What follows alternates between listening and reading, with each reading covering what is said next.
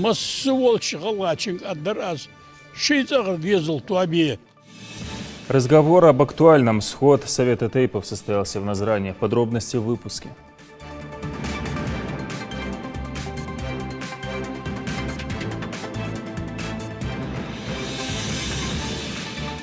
Ребята, это класс самоподготовки.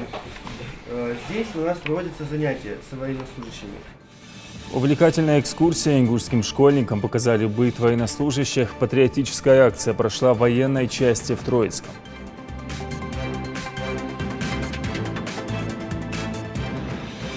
Учителя начального обучения должны не растерять на этапе начального обучения те знания, которые дал детский сад. Новая программа подготовки детей к школе. Воспитатели детских садов знакомятся с методикой, разработанной издательством «Просвещение».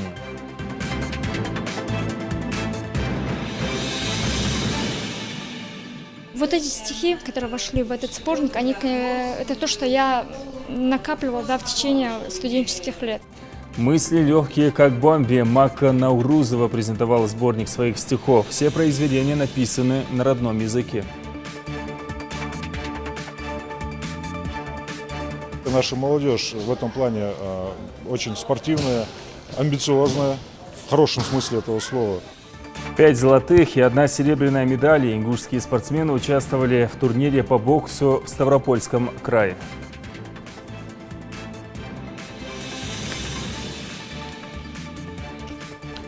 На телеканале «Ингушетия» информационная программа «Новости 24». Здравствуйте. Незаконные действия по отношению к памятникам истории и архитектуры, ситуация на дорогах региона, нападение на сотрудников правоохранительных органов. На сходе Совета тейпов было о чем поговорить. Все вопросы важные и требующие незамедлительных действий. Слово нашему корреспонденту. Эти люди здесь собрались не случайно. На повестке 3 важных вопроса, которые требуют обсуждения. Первый из которых – сохранение культурного достояния Ингушетии, то есть башенных комплексов, недавнее нападение на пост ДПС в Яндаре и ситуация на дорогах республики. Башенные комплексы – культурное достояние всего народа. Строительные работы без соответствующей лицензии и любое присвоение архитектурных памятников запрещено законом. Собравшиеся единого мнения. Задача всего народа – сохранить эти памятники в целостности. Это наша заповедная зона.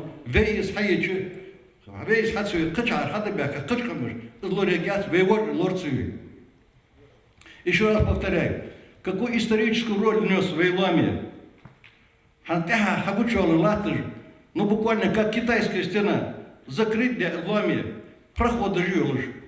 Вейн мало улеждях, чучхачадахе, войкам нордешханды. Самонени, лично у меня мнение, а у вас стоишь на улук. После ЮНЕСКО мартик твои еще лишь бог ухит строн. Сейну, солично свет в азнаен латыжда. Твои гетерои метки элчи, мои улда. Твои агалы вайкридиты твои богояцо. Твои школиц ЮНЕСКО учеты уати. Чаках цота твои езметки. Вынеси решение, что башенные комплексы – это наше общенародное достояние. Это наше историко-культурное наследие. Обсуждать и разбираться, разводить там какие-то фермерские хозяйства, что это недопустимо. Мы туда можем, любой из нас, выехать в эти наши башенные комплексы. Это наш музей-заповедник.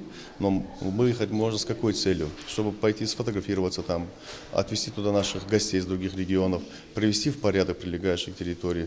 Следующий вопрос, наверное, самый волнующий всех жителей республики. Ситуация на дорогах. Нарушение правил дорожного движения, превышение скоростного режима и просто халатное отношение к себе и другим, которое зачастую приводит к трагедии на дорогах.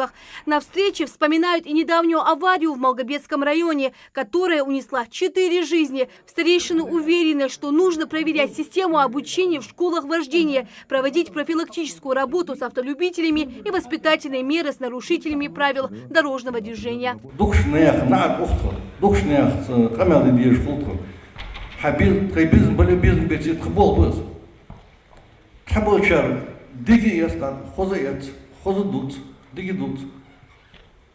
Ну, духов барыш, вот списка что духов барыш. Да едешь бы, афия хоргу, афилил хоргу, асендус хоргу. Но цабры не слу, хасали нуксо, всю жизнь эти изъел. Волыш собаки виз вол. Ош бехн бахлыш. Ши волырым ног датыр. Нах бабу, наха зе зулмарлилду. Массы волчи галачин аддар аз шейцагр дезл туаби. Массыни адлу издадди вождадди цеягыш. Шейцагр кешманда ар бухитыш божбо дезл киса ахчы дехыш. Дикег борзышты духыш, дикег машин дыхыш бе дамалил бойш. Эжлор бе. Терроризм – очередной вопрос, поднимаемый на сходе. Недавно нападение на пост ДПС в Яндере, в результате которого погиб сотрудник. Эта новость признаются старейшины. Для них стала шоком. Никто не имеет права лишать родителей сына и оставлять детей без отца. Целхаламы, что рахла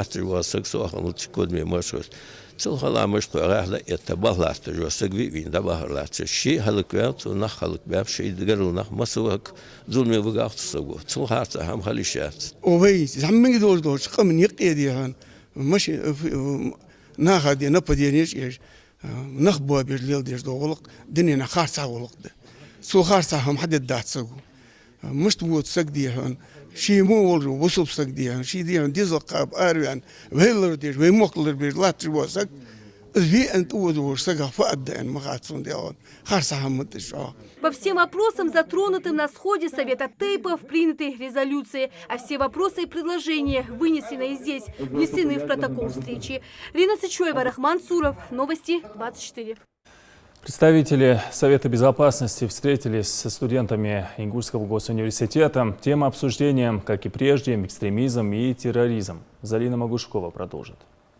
Как проходит реабилитация тех людей, граждан, молодых людей, которые возвращены? Студент третьего курса юридического факультета Руслан Аушев интересуется, насколько масштабная работа проводится адаптационной комиссией. Действительно, ребята, захотевшие вернуться к мирной жизни, могут это сделать в полной мере. Он считает, что большинство людей могут оступиться и совершить ошибку. Главнее всего ее осознать вовремя и сделать шаг назад. Наша молодежь, она должна идти по правильному пути и не сбиваться с этой колеи, и без единства, без грамотности, без грамотности у нас ничего не получится. Адаптационная комиссия помогает молодым людям не только вернуться к своей семье и избавиться от преследований со стороны вербовщиков, но и восстановиться на учебе и устроиться на работу. Сложнее всего вернуть тех, кто уже перешагнул границу Сирии, ведь их лишают документов, а выехать из страны без них практически невозможно.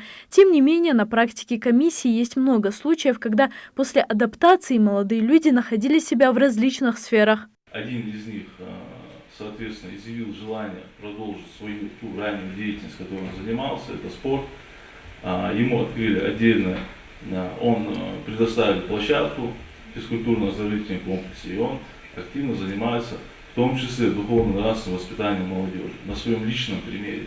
Это не единственный вопрос, который интересует студентов, ведь возможность побеседовать напрямую с представителями власти, которые работают в этом направлении, выпадает не каждый день. К примеру, я, опять же таки, к примеру, стану свидетелем какого-то разговора, где мне будет понятно, что тут что-то подозрительное, тут что-то попахивает, так скажем, экстремизмом и терроризмом.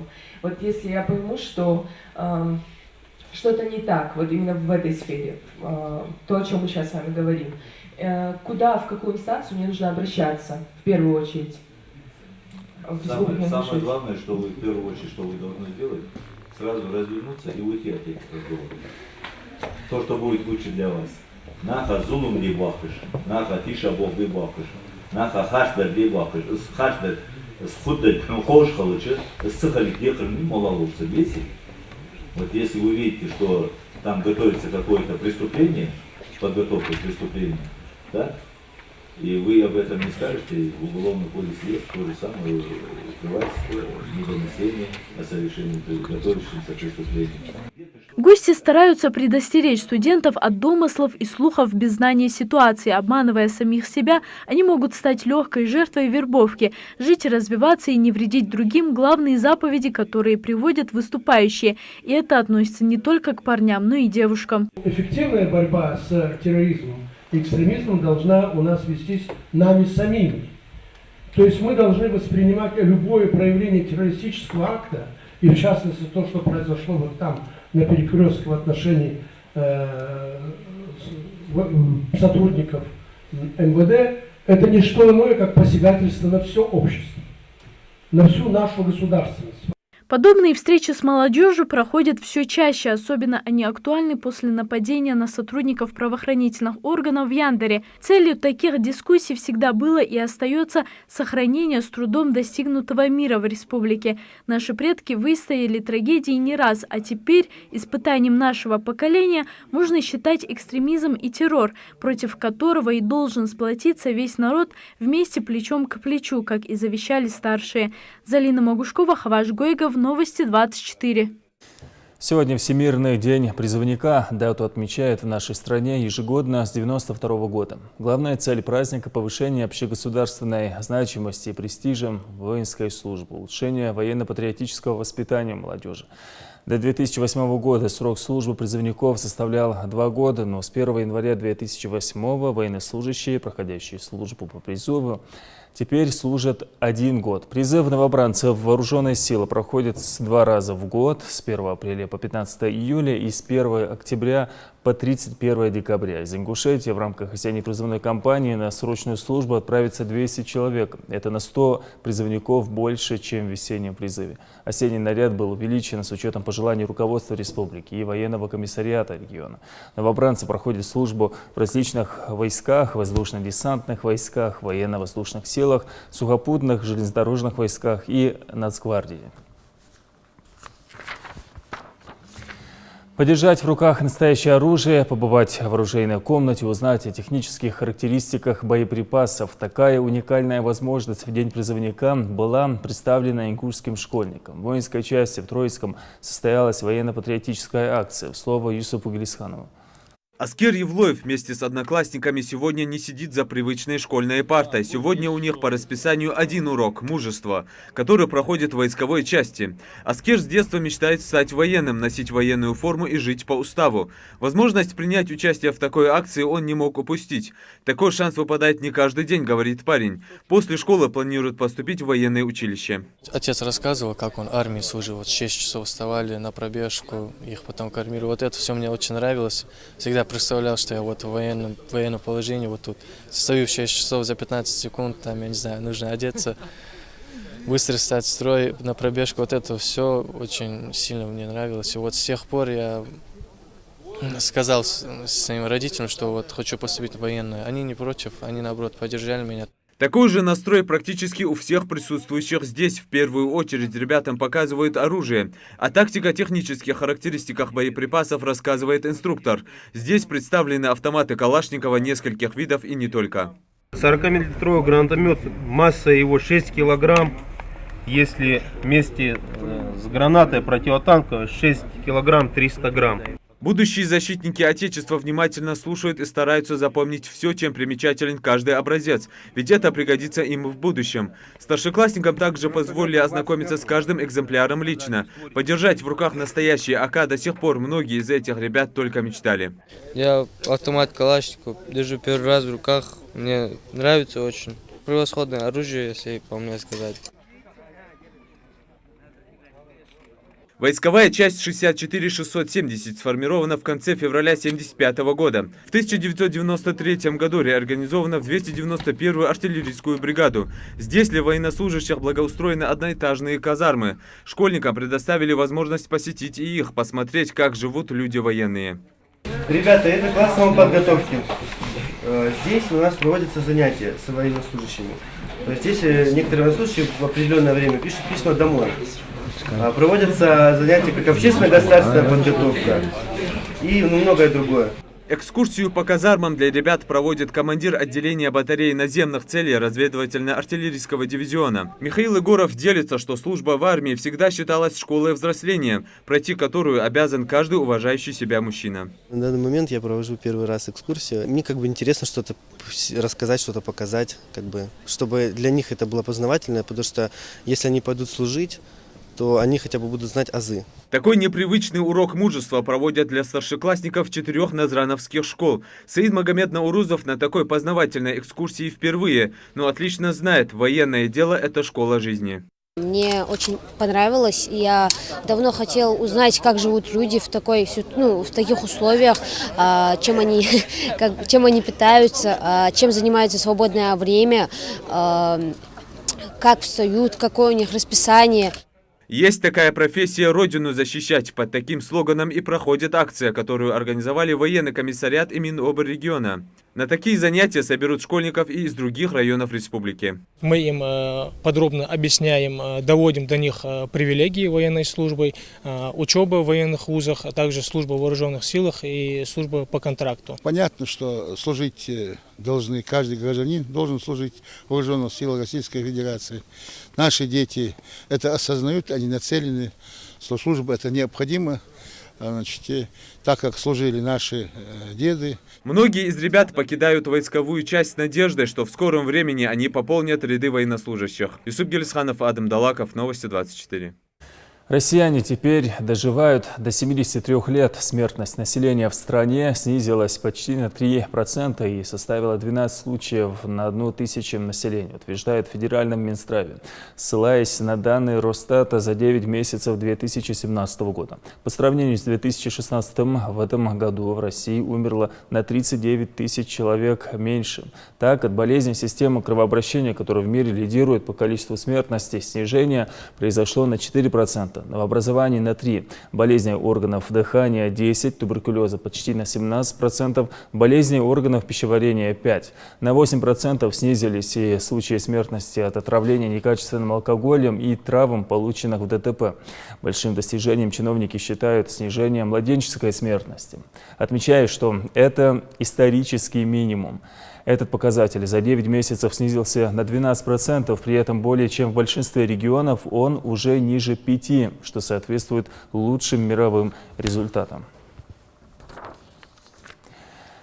Когда решение одной проблемы создает другие неудобства. Это хорошо знакомо жителям улицы Комсомольской в Сунже. Из-за частых прорывов водопроводных труб было решено заменить старые сети на новые. Однако ремонтные работы затянулись дольше, чем это предполагалось. В итоге жители остаются без воды. Кроме того, на улице невозможно ни пройти, ни проехать. Репортаж Жаридат Халухаевой. Целый месяц без воды и элементарных услуг: не помыться, не попить, ни еды приготовить. Но на этот раз дело не в очередном прорыве трубы. Наоборот, протечек здесь больше не планируется. Коммунальщики выкопали траншею вдоль всей улицы, демонтируют старые изъеденные коррозией трубы и меняют на новые. Надо сначала сделать демонтаж, старую убираем, новую ложим трубу. В связи с погодными условиями у нас была небольшая задержка. И в связи с фресками, которые должны сделать люди, которые живут вот по ту и по эту сторону. Ремонтные работы начали только 2 недели назад, но проблема с отсутствием воды здесь наблюдается уже довольно долгое время. Жители возмущены. Чтобы хоть как-то выжить в условиях водного дефицита, им приходится возить ее с речки, а то и вовсе закупать в магазинах. Впрочем, ее только на приготовление еды и хватает. Весь месяц мы бегаем, ищем воду. Дома больной человек лежит, воды надо много. Сплошные неудобства. Наблюдая, в каком темпе трудятся рабочие, которых, кстати, и вовсе нет на рабочем месте, многие жители начали уже своими силами подключать систему водоснабжения. Люди сами за свой счет деньги тратят, доход небольшой, и приходится самим это все делать. Но это только полбеды, уверяют жители. Вместе с отсутствием воды им приходится терпеть и грязь, которая вместе с дождями стекает во дворы. Я недовольна, у меня даже слов нет возмущения вот этому. Вот мы на эту картину сколько смотрим. Не заехать, не выехать. Детям вообще нельзя выйти. Дешь бог и моча бог. Это сейчас сухо еще. Завершить все работы и, наконец, закрыть вопрос с водой местные власти обещают уже до конца этой недели. Впрочем, свежо предание верится с трудом, говорят жители, которые, наблюдая за таким темпом работ, сомневаются, что обещания будут исполнены в срок. Жарайдат Халухаева, Майбрак Миржоев, Новости 24. Для школьников из Малгобека образование станет еще доступнее. В городе ведется строительство новой школы. Она рассчитана на 720 мест. Возведение объекта близится к завершению. На строительной площадке побывал Руслан Албогачев. Малгобек – юго-западная часть города, перекресток улиц Гоголя и западное строительство новой школы на 720 мест здесь начато еще почти полгода назад. Рабочие уже приступили к отделочным работам внутри здания. Полным ходом на площадке ведутся и монтажные работы. У нас ушло очень много арматуры, где-то 1300 тонн с лишним. Арматура только ушло на железобетонные обвязки, на каркасы. Бетон у нас ушло где-то от 1,5 до 2 тысяч каждый блок. Кубов бетона ушло, ну, если вообще взять, где-то получается 15-16 тысяч кубов. Ежедневно на стройплощадке в 3 смены трудятся несколько бригад. Штукатурщики, маляры, электрики, каменщики. Укладывается плитка, тоже процентов 50 мы уже уложили и здесь, и там, везде, в дворовых площадках. Лестницы, марши все сделаны, крыльца сделаны. Строительно-монтажные работы на объекте выполнены на 70%. Кирпичная кладка основных блоков тоже на стадии завершения. В нескольких блоках заканчивается строительство 2-го этажа. Работа на этом объекте в буквальном смысле не стоит на месте. Даже мы, съемочной группой НТК, решили внести свою лепту в строительство новой школы.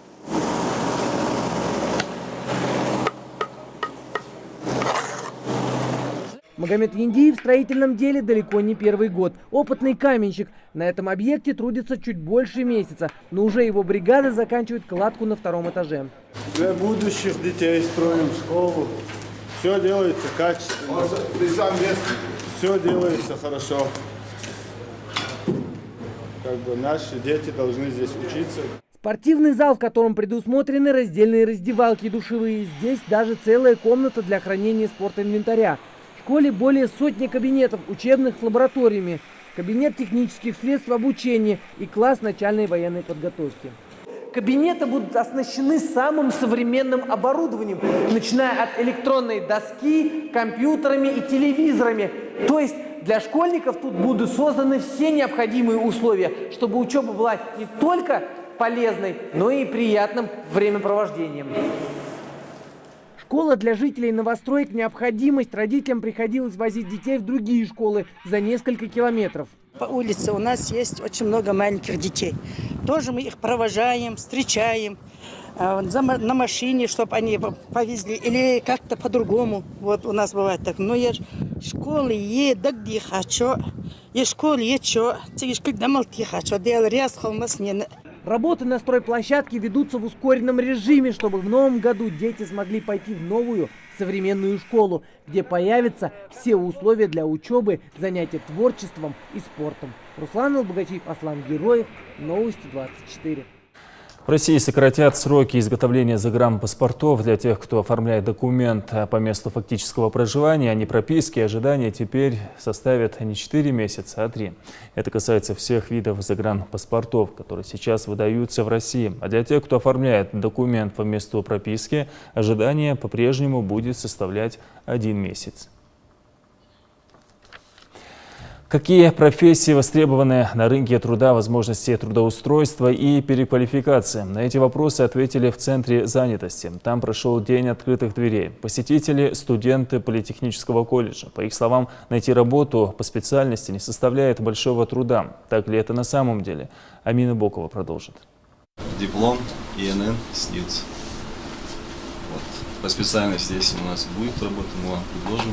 Студентка 3-го курса Эсет Кутиева впервые проходит серьезное собеседование. Повар, визажист, ни одна из свободных вакансий не подходит будущему юристу. Впрочем, девушка не расстраивается, ведь до окончания колледжа еще 2 года, и, возможно, к тому времени найдется подходящая вакансия. Тем более, что у Эсет уже есть конкретная цель. Очень хотелось бы работать именно в органах соцзащиты населения. Очень интересная профессия, много всего узнаешь. Сегодня в рамках практики студентов аграрного техникума, обучающихся по специальности юрист, знакомятся с азами будущей профессии. Однако большинство ребят все же решили заранее подыскать себе работу. К удивлению многих, юристов никто не ищет. Таких специалистов, равно как и квалифицированных психологов, экономистов, согласно статистике, значительно больше, чем представленных вакансий. Вот и Саид Гадаборшев серьезно задумался о том, чтобы сменить профессию, хотя с детства мечтал стать прокурором. Если не будет вакансии, я буду учиться на других курсах, программист, да, не пойду, или на высшее пойду. Так какие же профессии сейчас востребованы? Согласно статистике Центра занятости, больше всего предложений о работе поступают на технические профессии. Из 92 вакансий больше половины работодателей ищут водителей, штукатуров и кондитеров. Не менее востребованы медицинские специальности. С открытием в регионе ряда медучреждений в республике появился явный дефицит специалистов узкого профиля. Завод ВИЛС к нам обратился с такими вакансиями, как бы фрезеровщик, токарщик, газоэлектросварщик, там, кровельщик, вот такие вакансии. На такие вакансии тоже мы сейчас по нашей базе пробиваем безработных. Чтобы не терять время на ожидания, молодые специалисты предпочитают переквалифицироваться. Только за последние 2 месяца Центром занятости на обучение направлено 122 человека. По специальностям визажист, повар, парикмахер, водитель, бухгалтер, плиточник, штукатур, маляр, пекарь. Такая востребованность связана с открытием новых объектов в республике. К примеру, с момента запуска швейного цеха в регионе появились сотни рабочих мест, причем с предварительным обучением. На данный момент уже заключено 10 договоров. Мы планируем на следующий год создать около 100 рабочих мест. Вакансии – это швеи, это закройщик, человек, который дублирует детали одежды. Впрочем, найти работу по специальности не такая уж и сложная задача. Так, частная школа «Гений детства» предлагает вакансии преподавателей. В течение недели нам удалось связаться с нашими безработными гражданами, которые подходят по заявленным вакансиям, и направить их на работу. 3 мы уже трудоустроили по специальностям физик, математик и воспитатель. Психолога, место психолога еще вакантное. Чтобы в регионе не было дисбаланса между специалистами и свободными вакансиями, в Центре занятости уделяют особое внимание профориентации выпускников школ. Более 500 школьников в этом году прошли такие курсы. Открытые уроки помогают учащимся определиться с выбором будущей профессии. Амина Бокова, Хаваш Гойгов, Новости 24. 6 человек погибли в Хабаровском крае в результате авиакатастрофы. Пассажирский самолет Л-410 местных авиалиний разбился по пути из Хабаровска в поселок Нелькан. Как сообщает в диспетчерской службе, он совершил жесткую посадку в лесополосе. По данным МЧС, на борту находились 2 пилота и 5 пассажиров. Выжила только 3-летняя девочка, которая летела к бабушке. По словам главы поселка Нелькан, состояние ребенка тяжелое, но стабильное, она в сознании. Есть несколько переломов и небольшое сотрясение. Девочка смотрит и разговаривает. Следственный комитет возбудил уголовное дело по факту крушения. Расследованием причин аварии займется и Межгосударственный авиационный комитет. В селе Сурхахи произошло ДТП. В результате наезда на газопровод, который находился в нескольких метрах от проезжей части, автомобиль иностранной марки загорелся. Пострадал 1 человек, он доставлен в реанимационное отделение ИРКБ. Обстоятельства и причины аварии выясняются. Воспитатели детских садов знакомятся с новой программой подготовки детей к школе. Специальные пособия разработаны издательством «Просвещение». Их презентуют на семинар-практикумах, которые проходят в общеобразовательных заведениях. О преимуществах новой методики расскажет Мадина Пугоева. А это же тоже квадратный. Что это такое? Куб. Куб, да? Так, а куб плоский? Нет. А что это за фигура?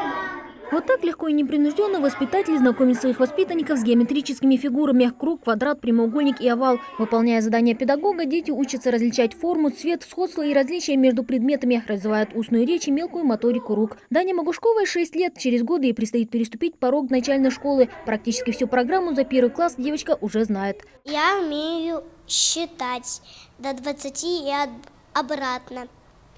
Я умею по слогам читать. Рисовать. Рисовать я умею сердечки, дерево, трава. Впрочем, на это и рассчитывает педагогический коллектив детского сада. Главное для воспитателей – научить детей всему, что может им пригодиться в школе. Игровая форма обучения воспитывает в них любознательность, умение анализировать и делать выводы, наблюдать и сравнивать окружающие их предметы. Если у нас есть аппликация чего-то, мы делаем заранее ее дома, приносим деткам, они ее наглядно видят и вот наглядно стараются то же самое сделать вместе с нами. Как только дети переступят порог школы, по принципу преемственности работать с ними начнут преподаватели младших классов. Вот только адаптация к стенах образовательного учреждения для каждого ребенка проходит по-разному. Большинство первоклашек, переступая порог школы, уже умеет читать и писать, но многим знакомство с алфавитом и цифрами еще предстоит, а потому работать с такими учащимися приходится индивидуально и дополнительно. И вот эти дети себя чувствуют некомфортно в классе. Им неинтересно. Они не хотят в школу, потому что есть дети, которые с удовольствием идут, они знают, они все понимают, они с учителем интересно проводят время. А те дети, которые вот это не укладываются в эту программу, им, конечно, бывает немножечко не по себе. Решение этой проблемы предлагает издательство «Просвещение», которое занимается разработкой пособий, предназначенных для подготовки детей к школе. Авторский коллектив программно-методического комплекса под названием «Преемственность» выпустил в свет ряд конспектов различной тематики, ориентированных на развитие индивидуальных способностей ребенка. Главный принцип обучения – поэтапное выполнение заданий, начиная от самых простых и заканчивая более сложными. Дети работают, учатся ориентироваться в пространстве, учатся составлять из нескольких элементов один какой-то образ. В этой тетради система работы, она схожа с системой работы по учебнику в 1 классе. Это рабочие поля с задачами повышенной трудности, с заданиями на развитие логики и мышления. Эти пособия ведущий методист группы компании «Просвещение» Татьяна Горбунова демонстрирует руководителям детских садов и преподавателям начальных классов. Для знакомства с новой программой подготовки детей к школе Минобр проводит семинар-практикум, на котором его участники совместно с представителем издательства обсуждают самые актуальные вопросы и проблемы. Обязательно есть задание, направленные на развитие памяти, внимания, мышления, умение ориентироваться в пространстве, конструировать, работать с геометрическими объектами, со звуками и буквами.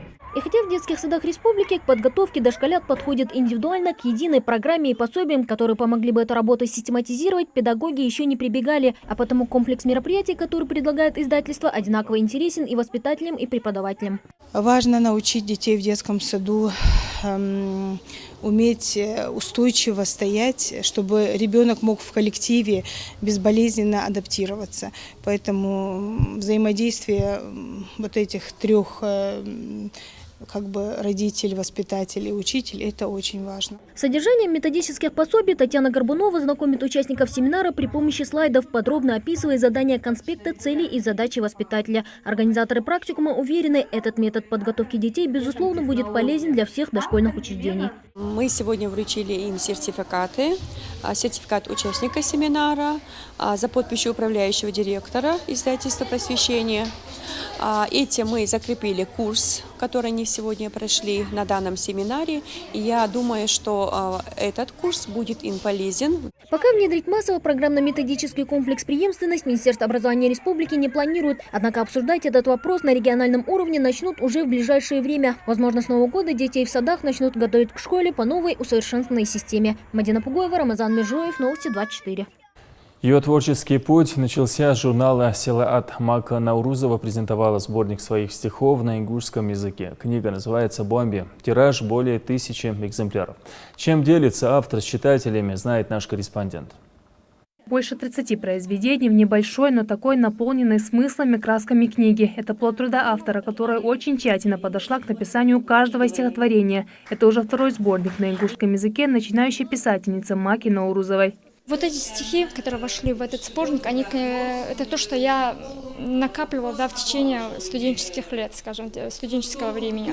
Это уже с 5-го курса, то, что я писала. И на работе, я, конечно, работаю в такой среде, где мне чаще приходится перекликаться с детской деятельностью, с детьми работаю. Каждое стихотворение наполнено поучительными моментами. Автор на самых обычных, но в то же время интересных образах и сюжетах воспитывает в детях такие чувства, как доброта и сострадание к слабым и беззащитным. И хотя в книге не прослеживаются какие-то глубокие душевные переживания, присущие взрослому читателю, в ней каждый сможет найти для себя много интересного. Я думаю, что они всегда найдут своего читателя, так как книга очень интересная, очень много впечатлений. Смысловая нагрузка произведения дополнена красочным оформлением. Обложку и самого главного персонажа в сборнике проиллюстрировала младшая сестра писательницы. Она настолько прониклась к этим наполненным душой строкам, что впервые взяла акварель в руки. Я вообще раньше не рисовала никакие рисунки, просто ее стихи меня вдохновили, и я начала рисовать на ее стихи. Писать стихи Мака начала еще в школьные годы. С каждым новым произведением в голове рождался увлекательный мир чудес и сказок, который она решила открыть для детей. Именно с этим желанием она и пришла в детский журнал «Селат», где и начался ее творческий путь. Я помню, первые стихи я отнесла в «Селат», и там, конечно, это одобрили. Это стало толчком моей деятельности, и что уже пришло к такому результату, к изданию книги «Бамби». Поздравить с важным событием писателя пришли коллеги по Перу, прославленные деятели искусства, родные и близкие. Также в зале присутствуют и самые главные поклонники ее творчества – маленькие читатели. Насколько интересна ее работа оказались для школьников, можно понять, послушав, с каким выражением и интересом они читают ее строки.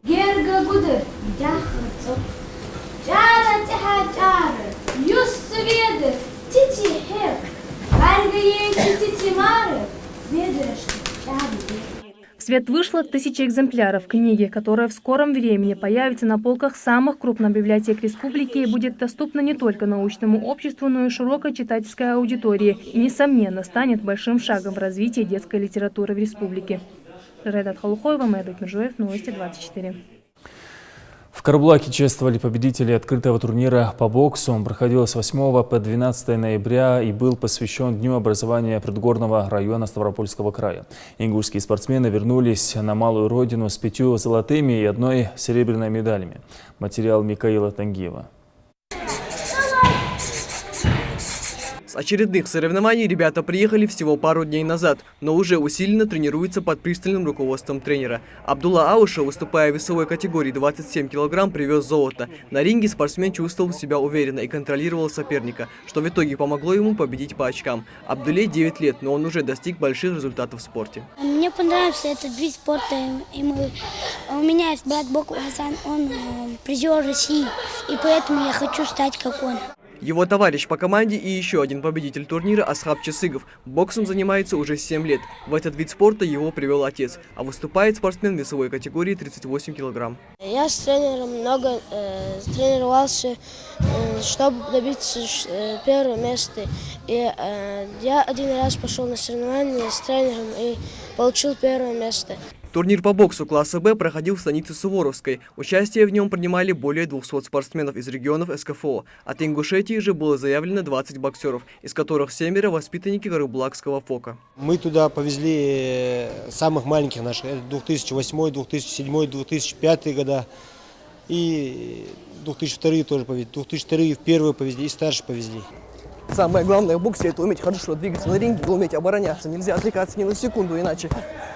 Награждает ребят почетными грамотами и медалями замглавы города. Награждается грамотой Боков Ислам, занявший первое место в весовой категории 29 кг в открытом турнире.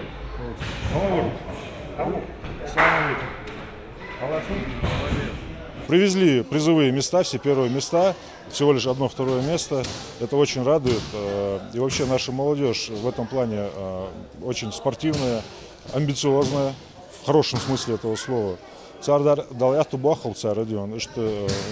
всегда, то, что в наших силах, оказываем поддержку и помощь, внимание уделяем нашему ФОКу, это наши дети, в конце концов. Вот приехали с приятной миссией, наградили их грамотами. Мухаммед Али, Майк Тайсон, Рой Джонс. Эти легендарные боксеры навсегда вписали свое имя в историю бокса. Ну а ребята из ФОКа в городе Карабулак только начинают свой путь в мир большого спорта. И в ближайшем будущем надеются добиться таких же высоких результатов, как и их кумиры. Микаил Тангиев, Атам Далаков, Новости 24. Барби решила сменить имидж. Презентация новой куклы недавно состоялась в Нью-Йорке. Главным ее отличием является ее наряд. Производители впервые решили одеть ее в хиджаб. А прототипом новой куклы стала американская фехтовальщица Иптихадж Мухаммад, которая на Олимпийских играх, прошедших в Рио-де-Жанейро, выступала в хиджабе. Это были все новости на сегодня. Увидимся завтра. Всего доброго.